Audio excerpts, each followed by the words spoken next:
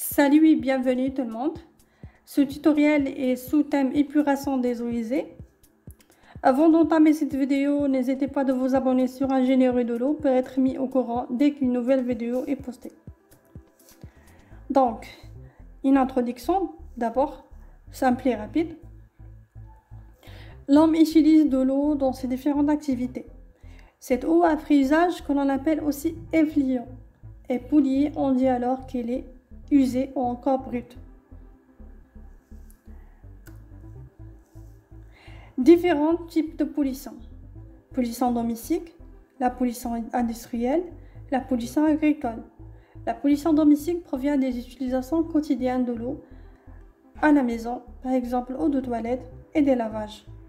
La pollution industrielle, les eaux usées industrielles sont celles rejetées par les usines. Selon l'usage qui ont été faits, ils ont des degrés et de nature de pollution très différentes. La pollution agricole provient des eaux de pluie ou d'arrosage drainent le sol et transporte vers les cours d'eau des produits de traitement, par exemple les engrais et pesticides. En matière de pollution des eaux, ces différentes pollutions qui sont vraiment les plus intéressantes. Donc, on a une pollution, soit domestique, industrielle ou agricole. Qu'est-ce qu'on doit faire? On doit lutter contre cette pollution. C'est une démarche de anti-pollution. Son but est de dépolluer suffisamment les eaux usées pour qu'elles n'abîment pas le milieu naturel dans lequel elles seront finalement rejetées. Milieu récepteur, par exemple cours d'eau, et la mer, par exemple, etc. Le rejet dans le milieu récepteur ne doit pas perturber le fonctionnement de ces derniers. Il doit préserver la qualité des eaux de nappe, préserver la qualité de la vie florale et faunistique dans les plans et cours d'eau, et ne pas provoquer de problèmes de salubrité publique. Et comment ça se fait que ce rejet n'abîmerait pas le milieu récepteur et ne perturbe pas le fonctionnement de ces derniers? Il doit bien évidemment passer par une étape très importante, c'est l'épuration des eaux usées. C'est une étape de traitement, bien évidemment. Épuration des eaux usées. C'est une technique de dépollution.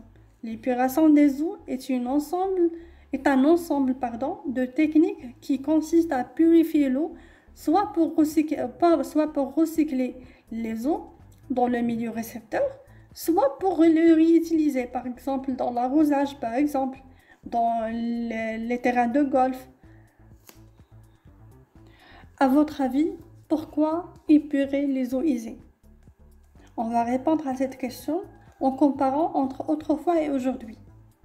Autrefois, peu d'habitations étaient alimentées en eau potable.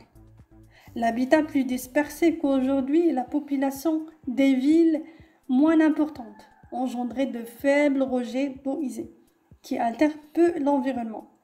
Le milieu récepteur était alors capable de dégrader cette pollution. Ce phénomène s'appelle l'auto-épuration.